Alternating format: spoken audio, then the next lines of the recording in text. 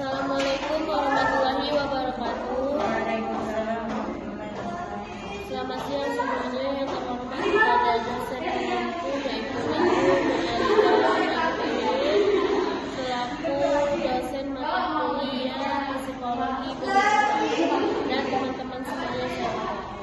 Perkenalkan, nama saya Angelika Masalina selaku moderator yang akan membantu jalannya presentasi dan diskusi pada hari ini. Yang bertugas mengambil presentasi adalah kelompok ini, yaitu kelompok 3 yang berjudul Perkembangan dan Keanekaragaman dalam Kognitif, Linguistik, Pribadi, dan Sosial.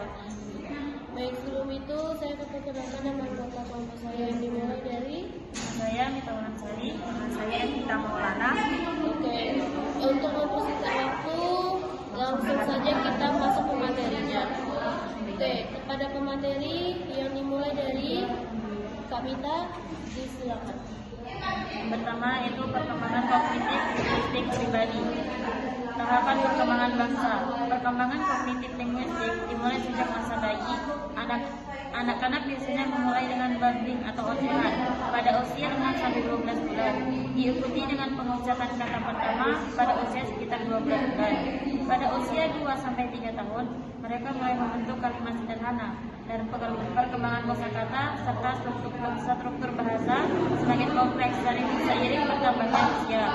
Menurut teori nativisme oleh Noam Chomsky, manusia dilahirkan dengan kemampuan bawaan untuk memproduksi bahasa melalui apa yang disebut sebagai language acquisition device yang memfasilitasi anak-anak dalam memahami dan mengorganisasikan aturan-aturan bahasa di sekitarnya. Faktor-faktor individu dalam perkembangan bahasa. Selain faktor biologis, perkembangan bahasa juga dipengaruhi oleh kondisi lingkungan dan faktor individu lainnya. Anak-anak yang tumbuh dalam lingkungan multibahasa, misalnya, cenderung memiliki kepekaan lebih tinggi terhadap perbedaan linguistik yang memungkinkan mereka mengembangkan kemampuan bilingual atau multilingual. Faktor kepribadian seperti kecenderungan untuk berinteraksi sosial juga memainkan peran penting.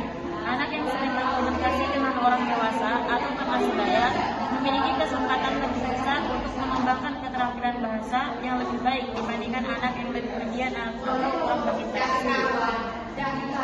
Perkembangan kognitif linguistik dalam konteks sosial. Pengaruh budaya dan sosial terhadap bahasa. Bahasa tidak hanya merupakan alat komunikasi individu, tetapi juga merupakan bagian dari identitas sosial dan budaya. Fungsi sosial bahasa dalam konteks sosial, bahasa berfungsi sebagai alat mempertahankan dan menyebarkan budaya serta identitas. C. Keanekaragaman kognitif linguistik. Bilingualisme dan multilingualisme. Bilingualisme dan multilingualisme merupakan bentuk keanekaragaman linguistik yang semakin tumbuh dalam masyarakat global. Individu yang menguasai lebih dari satu bahasa memiliki kemampuan untuk berpikir dalam berbagai konteks linguistik yang berbeda. Gangguan kognitif linguistik sebaliknya beberapa individu mengalami kesulitan dalam mengembangkan keterampilan bahasa yang dikenal sebagai gangguan bahasa atau spastic language impairment atau SLI.